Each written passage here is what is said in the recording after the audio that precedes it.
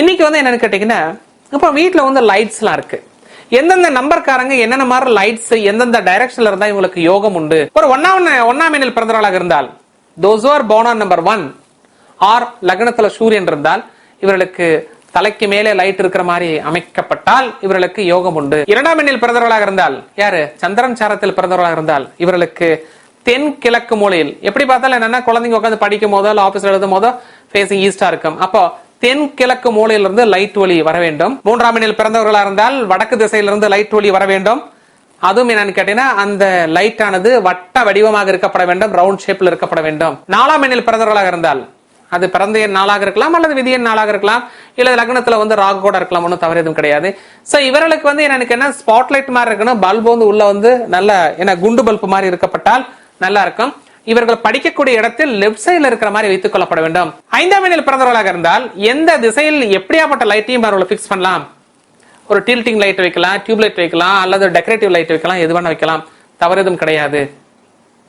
ஆனால் சுக்கிரன் சாரத்தில் பிறந்தவர்கள் ஆறாம் எண்ணில் பிறந்தவர்களாக இருந்தால் இவர்களுக்கு அந்த லீனா என்னன்னு ரொம்ப டெக்கரேட்டிவ், அந்த குச்சி குச்சி பல்ப் இருக்கிற மாதிரி என்னன்னு கேட்டீங்கன்னா, இப்ப இருக்கிற லைட் இருக்கு பாருங்களேன், அது மாதிரி ஒரு மாதிரி ஹேங்கிங் லைட்ஸ் இருந்துச்சுன்னா ரொம்ப ரொம்ப நல்லா இருக்கும் இவர்களுக்கு.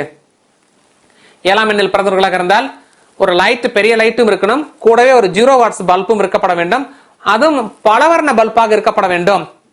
ஆனால் இவர்கள் உட்கார்ந்திருக்க இடத்தில் ரைட் சைடுல இருக்கிற மாதிரி எனக்கு என்ன அந்த பல்பின் அமைப்பு இருக்கப்பட வேண்டும். எட்டாம் எண்ணில் பிறந்தவர்களாக இருந்தால் நம்ம அப்படி புக் வச்சு படிச்சுட்டு இருக்கோம்னா நம்ம ஃபேஸுக்கு அடிக்கிற மாதிரியே வெளிச்சம் இருப்பது போன்று நம்ம உட்கார்ந்திருக்க எதிர் திசையில் இருக்கப்பட வேண்டும். நம்ம உட்கார்ந்து படிக்கிற திசையில் எதிர் திசையில் இருக்கப்பட வேண்டும். அப்படி இருந்தால் இவர்களுக்கு மிகுந்த யோகத்தை ஏற்படுத்தும். சரி, இந்த மாதிரி எங்க ஃபாதர் வந்து டிபார்ட்மெண்ட்ல இருக்க போலீஸா இருக்காரு, அல்லது 9ஆம் எண்ணில் பிறந்திருக்காரு, இல்ல எங்க பொண்ணுக்கு வந்து செவ்வாய் தோஷம் இருக்கு, அல்லது எங்க பொண்ணு 9ஆம் நம்பர்ல பிறந்திருக்காங்க அப்படின்னா இவர்களுக்கு இவங்க உட்கார்ந்து இருக்க திசையில இருந்து என்னன்னு கேட்டீங்கன்னா ஆட்டோமேட்டிக்கா மேற்கு திசையில் லைட் இருக்கப்பட வேண்டும்.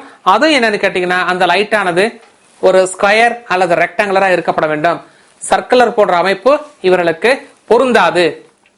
இப்படி இந்த லைட் ஆனது எந்தெந்த திசையில் இருக்கப்பட்டால் இவர்களுக்கு யோகம் ஏற்படும் அப்படின்னு சொல்லிட்டு கொடுத்திருக்கோம். இதை நீங்க வீட்டுல அப்ளை பண்ணி பாருங்க, யூஸ் பண்ணி பாருங்க. ரிசல்ட் ஃபர்ஸ்ட் கிளாஸ் உங்க கையில கிடைக்கும்.